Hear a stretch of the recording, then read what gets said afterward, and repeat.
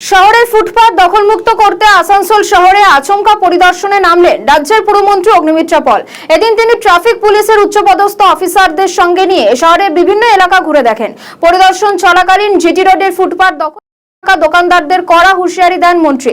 তিনি সাফ জানিয়ে দেন, কোনো অবস্থাতেই ফুটপাত দখল বরদাস্ত করা হবে না। পুলিশ আধিকারিকদের সঙ্গে নিয়ে অবৈধভাবে দখল করে রাখা দোকান মালিকদের উঠে যেতে নির্দেশও দেন তিনি। সে ছবি আপনারা দেখতে পাচ্ছেন। অবৈধ দখল পার্কিং রুখতে একেবারে কড়া অগ্নিমিত্রা পল এবং তিনি একেবারে শহরের বিভিন্ন জায়গা তিনি পরিদর্শন করেন। পাশাপাশি তার সঙ্গে ছিলেন পুলিশের উচ্চপদস্থ আধিকারিকরাও।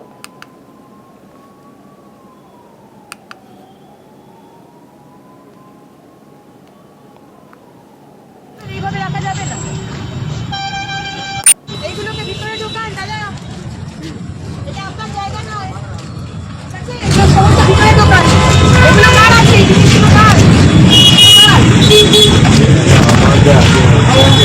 এগুলো শুকিয়ে নিতে আমি আপনাদের 24 ঘন্টার সময় দিচ্ছি।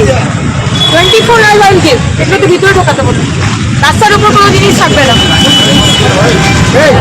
রাস্তার উপর চলে এসছে।